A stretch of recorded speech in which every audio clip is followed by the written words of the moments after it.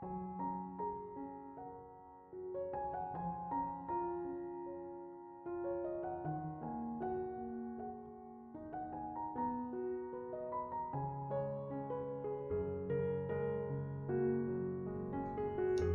Ibu, saudara-saudari, adik-adik kaum muda yang terkasih, Shalom, berkah dalam. Apa kabar hari ini? Semoga kita semua tetap diberikan rahmat, kesehatan, dan sukacita. Kembali pada hari ini, saya mengajak Anda semua untuk mendengarkan firman Tuhan. Kita siapkan hati kita. Tuhan bersamamu dan bersama rohmu. Inilah Injil suci menurut Santo Matius, dimuliakanlah Tuhan. Sekali peristiwa, datanglah kepada Yesus seorang kepala rumah ibadat. Ia menyembah Dia dan berkata, "Anakku perempuan baru saja meninggal, tetapi datanglah, letakkanlah tanganmu atasnya, maka ia akan hidup." Lalu Yesus pun bangun dan bersama murid-muridnya mengikuti orang itu. Pada waktu itu seorang wanita yang sudah 12 tahun lamanya menderita pendarahan maju mendekati Yesus dari belakang dan menjamah jumbai jubahnya. Katanya dalam hati, "Asal kujamah saja jubahnya, aku akan sembuh." Tetapi Yesus berpaling dan memandang dia dan berkata, "Teguhkanlah hatimu, hai anakku, imanmu telah menyelamatkan dikau." Maka sejak saat itu juga sembuhlah wanita itu. Ketika Yesus tiba di rumah kepala rumah ibadat itu dan melihat peniup-peniup seruling serta orang banyak yang ribut, berkatalah ia, "Pergilah, karena anak ini tidak mati tetapi tidur." Tetapi mereka menertawakan dia. Setelah orang banyak itu diusir, Yesus masuk, dipegangnya tangan si anak, lalu bangkitlah anak itu. Maka tersiarlah kabar tentang hal itu ke seluruh daerah. Demikianlah sabda Tuhan.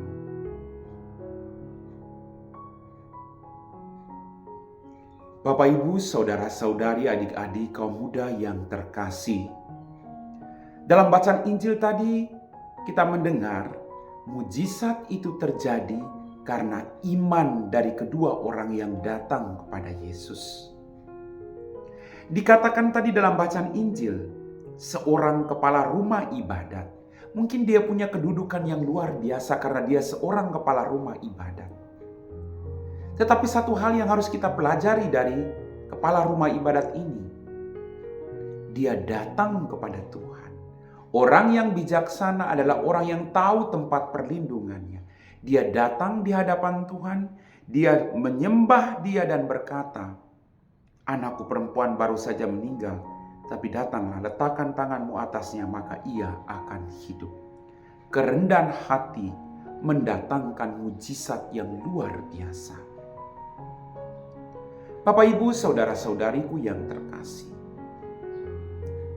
kita harus punya iman yang kuat bahwa Tuhan mampu mengalahkan apapun termasuk kejahatan dalam diri kita kalau kita membuka hati dan bekerja sama dengan Dia.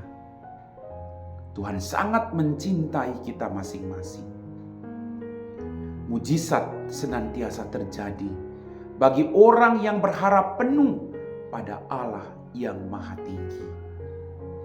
Bapak, Ibu, saudara-saudari, adik-adik kaum muda yang terkasih. Orang yang kedua tadi dikatakan wanita yang sudah 12 tahun menderita pendarahan. Saya membayangkan kalau sudah 12 tahun mungkin dia jalan tidak tegak. Atau mungkin dia hanya bisa terseok-seok untuk datang kepada Yesus. Tapi iman yang dia miliki menggerakkan dia untuk berjumpa dengan Tuhan. Asal kujamah saja jumbai jubahnya, aku pasti sembuh. Iman yang menggerakkan dia untuk bekerja keras, berjumpa dengan Tuhan, menjamah jumbai jubahnya, dan dia pun mengalami kesembuhan. Bapak, Ibu, saudara-saudariku, mujizat terjadi karena kerja keras dari kita dan Tuhan. Tuhan memberikan kita kesempatan untuk mengalami mujizat. Tinggal bagaimana kita membuka hati, menggerakkan diri kita untuk bertemu dan berjumpa dengan Dia. Tuhan pertama-tama yang membuat mujizat itu. Maka maka mari kita rendahkan diri kita seperti wanita yang sakit pendarahan, seperti kepala rumah ibadat. Mereka datang lalu menyembah Dia dengan iman yang kuat. Mereka boleh bersuka cita. Bapak, Ibu, saudara-saudari, adik-adik, kaum muda yang terkasih. Ketika wanita itu menjamah jubah Yesus, Yesus berkata, "Teguhkanlah hatimu, wahai anakku, imanmu telah menyelamatkan engkau." Mari, kita semua sudah dibaptis. Kita tetap percaya bahwa dalam situasi apapun yang paling buruk sekalipun, mujizat bisa terjadi. Asalkan kita terus datang menyembah dan berharap kepada Tuhan. Kita tidak bisa terus duduk dalam kegelisahan, ketakutan, kegalauan. Tapi kita datang kepada Tuhan. Kita persembahkan semua pergumulan hidup kita. Lalu kita bekerja sama dengan Dia, maka mujizat pasti terjadi. Amin.